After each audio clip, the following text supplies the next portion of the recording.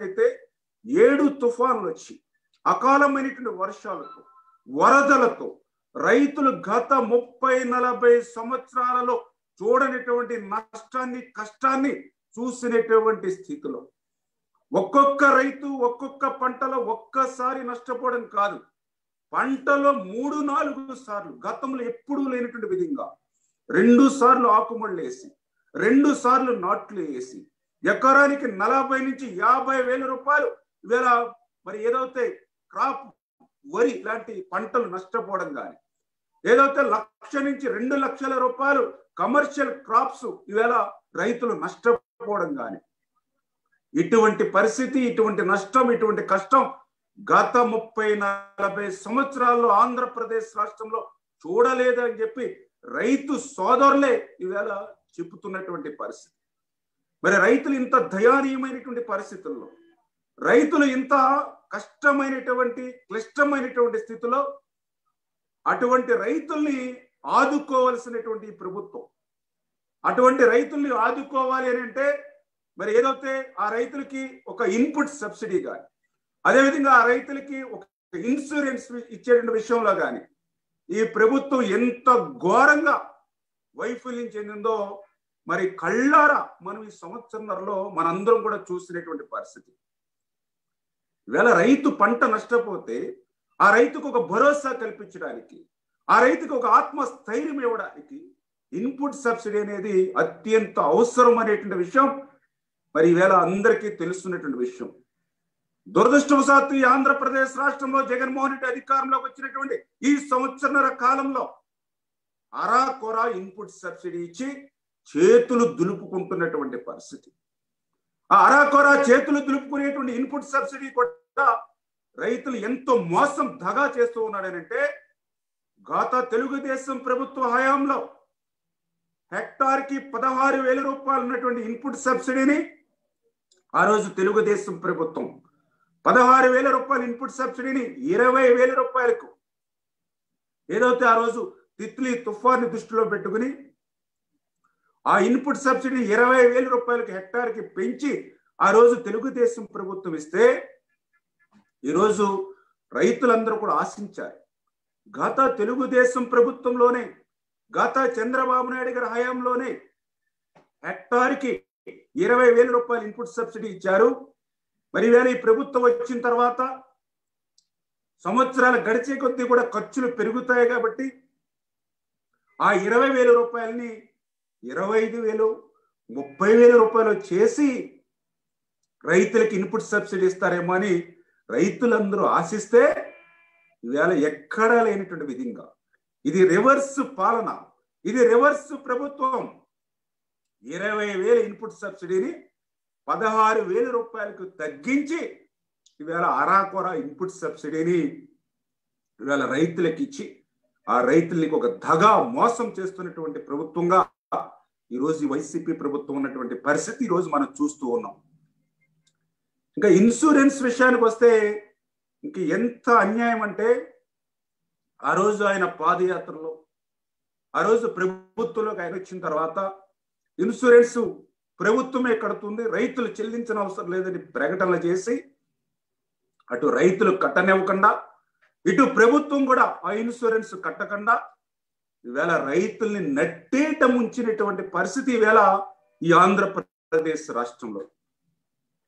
2019 సంవత్సరంలో రైతుల తరపున నువ్వు కట్టవలసినటువంటి ఇన్సూరెన్స్ నే నువ్వు మర్చిపోయావు అంటే మరి ఇంకా రైతులను కూడా ఈ రాష్ట్రంలో నువ్వు మర్చిపోయావు అనేటువంటి విషయం చాలా స్పష్టంగా ఈరోజు మన అందరికీ కూడా అర్థమవుతుంది. ఇన్సూరెన్స్ మర్చిపోయినటువంటి ప్రభుత్వానికి, రైతుల్ని మర్చిపోయేటువంటి ప్రభుత్వానికి రైతు దినోత్సవం గురించి మాట్లాడేటువంటి నైతిక అర్హత ఈ ప్రభుత్వానికి లేదు లేదు అని చెప్పి తెలియజేసుకుంటూ ఉన్నా.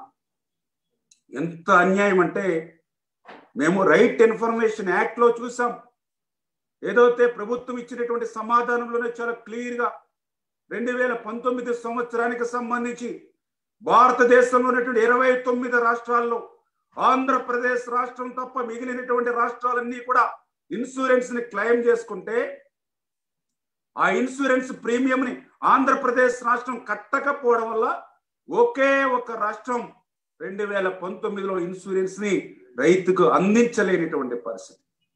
మేము మొన్న అసెంబ్లీలో ఎందుకు ఇన్సూరెన్స్ కట్టలేదని తెలుగుదేశం పార్టీ పరంగా అసెంబ్లీలో నిలదీసి అడిగితే అప్పుడు కూడా పచ్చి అబద్ధాలు, సభను తప్పుదోవ పట్టించాం. సాక్షాత్తు మరి ఆ రోజునటువంటి వ్యవసాయ శాఖ మంత్రి, సాక్షాత్తు ముఖ్యమంత్రి గారు సైతం మేము ఇన్సూరెన్స్ కట్టామని నిండు శాసనసభ సాక్షిగా అబద్ధాలు చెప్పి, అసత్యాలు చెప్పి, చంద్రబాబు నాయుడు గారు మొట్టమొదటిసారిగా తన 40 సంవత్సరాల చరిత్రలో రైతుల కోసం ఫ్లోర్ మీదకి వచ్చి కూర్చుని నిరసన వ్యక్తం చేసిన తర్వాత ఈ ప్రభుత్వం దిగొచ్చి రాత్రి 9:02 మరి ఏదో అరాకొర 510 కోట్ల రూపాయలు ఇన్సూరెన్స్ కి మరి ఆ రోజు జీవో విడుదల చేసినటువంటి పరిస్థితి. ఈవేళ మీ ఇన్సూరెన్స్ విధానం చూసి ఈవేళ రైతులందరూ కూడా అయోమయంలో ఉన్నటువంటి పరిస్థితి. ఎందుకంటే 19లో పంట నష్టపోతే 20లో ఇన్సూరెన్స్ ప్రీమియం కడతామని అంటే మరి ఇన్సూరెన్స్ కంపెనీలు ఎట్లా నష్టం ఇస్తాయో అర్థం కానిటువంటి పరిస్థితి. ఎందుకంటే ఒక మనిషి చనిపోయిన తర్వాత ఆ చనిపోయినటువంటి వ్యక్తికి కుటుంబ సభ్యులు వచ్చి మా చనిపోయిన వ్యక్తికి ₹1 కోటి బీమా చేస్తూ ఉన్నాం, ఆ ప్రీమియం కట్టుకోండి అని అంటే నాకు తెలుసుండి, మనకు తెలుసుండి ఏ ఇన్సూరెన్స్ కంపెనీ కూడా ముందుకు వచ్చేటువంటి పరిస్థితి ఉండదు.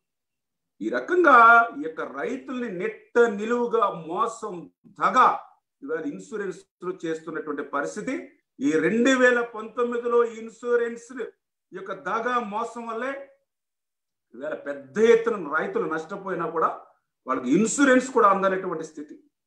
ఉదాహరణకి మా వెస్ట్ గోదావరి జిల్లా చూస్తే, ఎందుకంటే మీ అందరికీ తెలుసు పశ్చిమ గోదావరి జిల్లా అంటే ఈవేళ వెస్ట్ బెంగాల్ తర్వాత ఆంధ్రప్రదేశ్ రాష్ట్రంలో వ్యవసాయాన్ని అత్యధికంగా పండించేటువంటి జిల్లా, సాంద్ర వ్యవసాయ పద్ధతి ఉన్నటువంటి జిల్లా వెస్ట్ గోదావరి. అటువంటి సాంద్ర వ్యవసాయ అమల్లో ఉన్నటువంటి పశ్చిమ గోదావరి జిల్లాలో మొన్న 2019లో ఇన్సూరెన్స్ ఎంత వచ్చిందయ్యా అంటే ₹2,20,00,000. అక్షరాల ఇది ఒక గ్రామానికి కాదు, దయవుంచి అర్థం చేసుకోండి, ఒక జిల్లాకు, వ్యవసాయాన్ని అత్యధికంగా పండించి నష్టపోయినటువంటి జిల్లాకు ₹2,20,00,000 ఇచ్చారని అంటే ఏదో కంటి తుడుపు చర్యగా ఏదో ఇన్సూరెన్స్ ఇచ్చామని చెప్పుకోవడానికి తప్ప ఆ నష్టపోయినటువంటి రైతుకు ఏ మాత్రం కూడా పైసా చొప్పున, రైతుకి పైసా చొప్పున కూడా డిస్ట్రిబ్యూషన్ అవ్వనటువంటి అమౌంట్ ని ఈవేళ మీరు మరి విడుదల చేశారంటే నిజంగా మరి మీకు చేతులెత్తి నమస్కారం చేయాలేమో అని చెప్పి అనిపించేటువంటి పరిస్థితి. ఈ 2020 సంవత్సరం, ఈ సంవత్సరంలో చూస్తే ఇప్పటికీ మీరు ఇన్సూరెన్స్ కంపెనీలకి ప్రీమియం కట్టనటువంటి పరిస్థితి. వీళ్ళు 80 నుంచి 90% ఆంధ్రప్రదేశ్ రాష్ట్రంలో రైతాంగం నష్టపోతే ఇప్పటికీ మీరు ఇన్సూరెన్స్ నిమిత్తం ₹1 ఈ సంవత్సరానికి కూడా కట్టకుండా ఈ సంవత్సరం కూడా రైతుల్ని, రైతాంగాన్ని, వ్యవసాయాన్ని మోసం చేస్తున్నటువంటి పరిస్థితి. మీరు అధికారంలోకి వచ్చిన తర్వాత ఈ సంవత్సరాల కాలంలో చూసాం, రైతులపై పగబట్టి ఈ ప్రభుత్వం పనిచేస్తూ రైతు రుణమాఫీ రద్దు చేశారు, అన్నదాత సుఖీభవ రద్దు చేశారు. ఏదైతే ఆ రోజు రైతు భరోసా అని చెప్పి మరి ₹12,500 ఇస్తామని చెప్పి వీళ్ళు అధికారంలోకి వచ్చాక ₹7,500 ఇస్తూ ఒక్కొక్క రైతుకి ₹5,000 నష్టం చేస్తూ 5 సంవత్సరాల్లో 5 × 5 ₹25,000 ఒక్కొక్క రైతుకి మీరు నష్టం చేస్తున్నటువంటి పరిస్థితి. 15,50,000 కౌలు రైతులకి రైతు భరోసా ఇస్తామని నిండు శాసనసభలో మీ యొక్క ఆర్థిక శాఖ మంత్రి బుగ్గన చెప్పి ఈవేళ 1,50,000 మంది కౌలు రైతులకు రాష్ట్రంలో ఇస్తూ కౌలు రైతులకు మొండి చేయి చూపినటువంటి పరిస్థితి. ఏదైతే 0 వడ్డీకి 3,000 కోట్లు కావాలని ఆ రోజు శాసనసభలో చెప్పి 100 కోట్లు మాత్రమే పెట్టి 0 వడ్డీని అటకెక్కించినటువంటి పరిస్థితి. ఏదైతే ధరల స్థిరీకరణ నిధికి 3,000 కోట్ల రూపాయలు పెడుతూ ఉన్నాం, ప్రతి పంటను, ప్రతి గింజను కొనుగోలు చేస్తామని ఆ రోజు ప్రగల్భాలు పలికి ఈరోజు ఎక్కడ మీరు ఏం కొనుగోలు చేస్తూ ఉన్నారు? ఇవాళ టమాటా రూపాయి కూడా అమ్మక రోడ్ల మీద పడేస్తున్నటువంటి పరిస్థితి.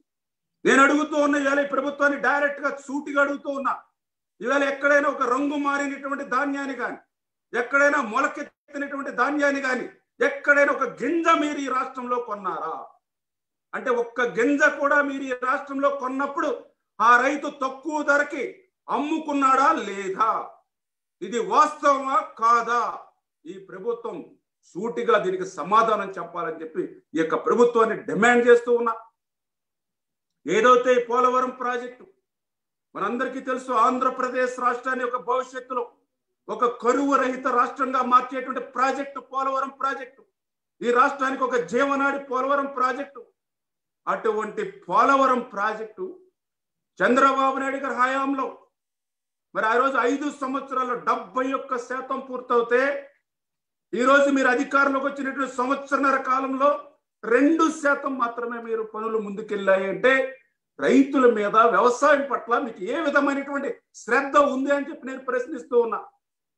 పోలవరం ప్రాజెక్టుని పూర్తి చేయడం మాట అటుంచి, పోలవరం యొక్క నీటి సామర్థ్య ఎత్తును తగ్గించడం ద్వారా పోలవరం ప్రాజెక్ట్ యొక్క అర్థం పరమార్థం కూడా మీరు మార్చేస్తున్నటువంటి పరిస్థితి. ఏదైతే పోలవరం ఎత్తుకు సంబంధించి మరి ఏదైతే 45.72 మీటర్లు ఎత్తు ఏదైతే ఉందో, మరి మీరు ఆ పోలవరం ప్రాజెక్టుకి సంబంధించి ఆ నిర్వాసితులకు సంబంధించి ఏదైతే ఆ R&R ప్యాకేజ్ ఏదైతే ఉందో, మరి కేంద్ర ప్రభుత్వం ఇవ్వను అనేటువంటి చెప్పినటువంటి స్థితిలో ఆ యొక్క నిర్వాసితుల యొక్క వ్యయం తగ్గించుకోవడానికి, R&R ప్యాకేజీని తగ్గించుకోవడానికి, ఆ పోలవరం ప్రాజెక్ట్ యొక్క ముంపు ప్రాంతాన్ని తగ్గించుకోవడానికి మరి ఈవేళ 45.72 మీటర్ల ఎత్తు వరకు మరి ప్రాజెక్ట్ అవుతే కట్టి నీటి సామర్థ్యాన్ని మాత్రం 41.15 మీటర్స్కే ఆ యొక్క నీటి నిలువ సామర్థ్యాన్ని తగ్గించేటువంటి కుట్ర మీరు ఎందుకు చేస్తూ ఉన్నారు? అంటే ఆ రకంగా ఆ నీటి సామర్థ్య ఎత్తును తగ్గించడం ద్వారా ఆ ముంపు ప్రాంతాన్ని తగ్గించడం ద్వారా ఆ వాళ్ళకి ఇచ్చేటువంటి R&R ప్యాకేజీని తగ్గించుకోవడానికి కోసం ఈరోజు పోలవరం ప్రాజెక్టునే ఈవేళ వ్యవసాయాన్ని, రైతాంగాన్ని ఎందుకు తాకట్టు పెడుతున్నారని చెప్పి ఈ ప్రభుత్వాన్ని అడుగుతూ ఉన్నా. ఎందుకంటే 45.72 మీటర్ల వరకు నీటి సామర్థ్యాన్ని నింపినప్పుడు మాత్రమే ఆ పోలవరం ప్రాజెక్టులో 194 TMCల నీరు నిలువ చేసుకునేటువంటి పరిస్థితి ఉంటుంది.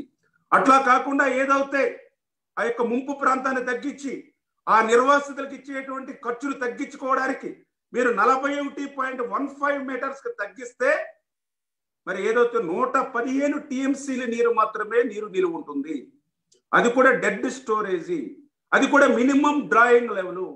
ఆ మినిమం డ్రాయింగ్ లెవెల్కి ఆ డెడ్ స్టోరేజ్ లో ఉన్నటువంటి 115 TMCల నీరుని కూడా మనం ఉపయోగించుకునేటువంటి పరిస్థితి లేదు.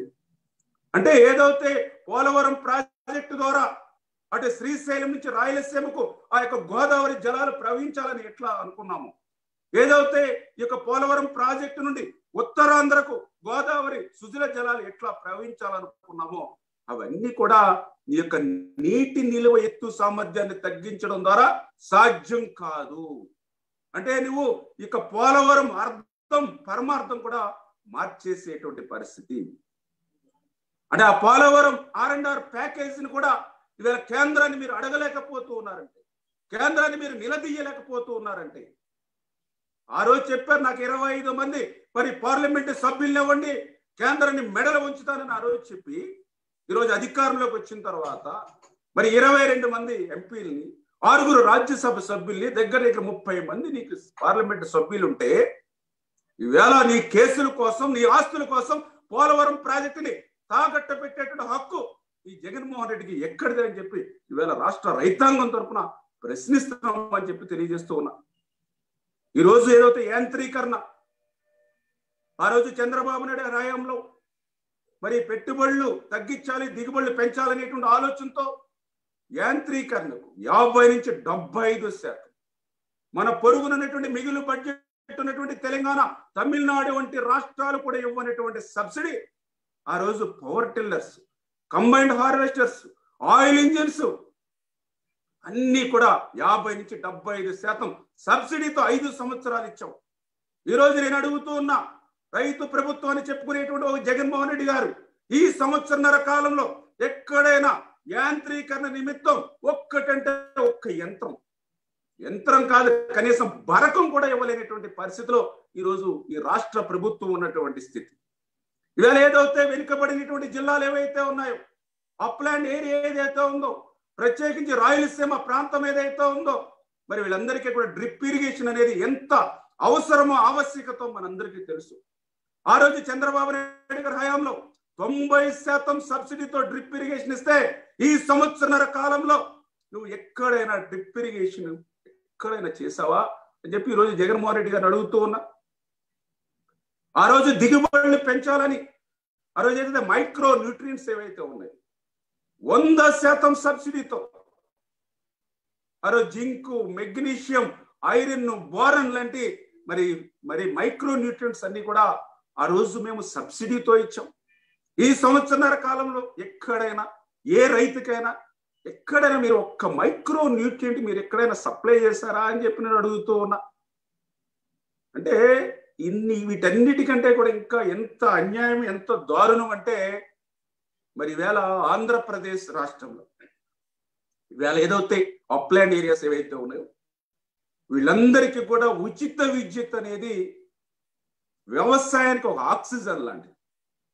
అటువంటి ఉచిత విద్యుత్కు ఏదైతే వ్యవసాయానికి ఆక్సిజన్ లా ఉన్నటువంటి ఉచిత విద్యుత్కి నువ్వు మంగళం పాడేటువంటి విధంగా ఇవాళ మోటార్లు బిగిస్తూ ఉన్నావు. ఆ రోజు మోటార్ల గురించి చర్చ వచ్చినప్పుడు ఆ రోజు రాజశేఖర రెడ్డి గారే మాట్లాడారు శాసనసభలో, రైతుల్ని మీరు దొంగల్లా చూస్తూ ఉన్నారా, రైతులు దొంగల్లా చూసి మీరు మోటార్లు బిగిస్తున్నారా అని చెప్పి మీ నాన్న రాజశేఖర రెడ్డి గారు మాట్లాడారు.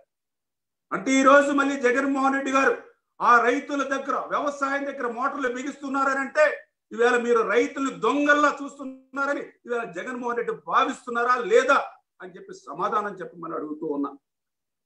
ఈ రకంగా ఈ యొక్క సంవత్సరన్నర కాలంలో ఆంధ్రప్రదేశ్ రాష్ట్రంలో పూర్తి రైతాంగ విధానాలతో వెళ్తూ వ్యవసాయాన్ని సంక్షోభంలోకి నెట్టుతూ ఈవేళ రైతుల ఆత్మహత్యల్లో చాలా అన్యాయకరమైన విషయం. దేశంలోనే రైతుల ఆత్మహత్యల్లో 3వ స్థానం ఆంధ్రప్రదేశ్ రాష్ట్రం ఉంది అని అంటే మరి ఈవేళ ఎంత అన్యాయం. మొన్న కూడా మనం చూసాం, గత 5-6 నెలల్లోనే ఎంతో మంది కౌలు రైతులు మరి ఆత్మహత్యలు చేసుకోవడం కాదు. అదేవిధంగా రాజధాని రైతులు గతంలో మనం ఎప్పుడూ చూడాల. ఏదైతే రైతులు ఎవరైతే ఉన్నారో ఆ రైతులకు సంఖ్యలేసి నడి రోడ్డు మీద నడిపించినటువంటి ఘనత భారతదేశ చరిత్రలో ఒక్క జగన్మోహన్ రెడ్డి గారికి, ఒక్క ఆంధ్రప్రదేశ్ రాష్ట్రంలోనే దక్కినటువంటి పరిస్థితి. ఈ రకంగా రైతుల్ని ఇట్లా నెట్టేట ముంచి వ్యవసాయాన్ని సంక్షోభంలోకి నెట్టినటువంటి ఈ యొక్క ప్రభుత్వానికి మరి యొక్క రైతు గురించి, రైతు దినోత్సవం గురించి మాట్లాడేటువంటి అర్హత, నైతిక అర్హత లేదు అని చెప్పి తెలియజేస్తూ, రాబోయేటువంటి రోజుల్లో ఏదైతే ఆ రైతులకు అండగా, ఆ వ్యవసాయానికి అండగా తెలుగుదేశం పార్టీ ఒక ఉద్యమానికి మరి శ్రీకారం చుడుతూ ఉన్నాం. ఖచ్చితంగా ఈ యొక్క వైసీపీ ప్రభుత్వం యొక్క మెడలు వంచి రైతులకు న్యాయం జరిగేంత వరకు కూడా అంచెలంచెలుగా రైతు కోసం పోరుబాట అనేటువంటి ఉద్యమాన్ని కూడా మరి ఈ యొక్క రాష్ట్రంలో ముందుకు తీసుకెళ్తున్నామని చెప్పి కూడా ఈ ప్రభుత్వానికి తెలియజేస్తూ, రైతు కంట కన్నీరు ఈ రాష్ట్రానికి మంచిది కాదు అని చెప్పి ఈ యొక్క ప్రభుత్వాన్ని హెచ్చరిస్తూ ఉన్నా. Okay, thank you.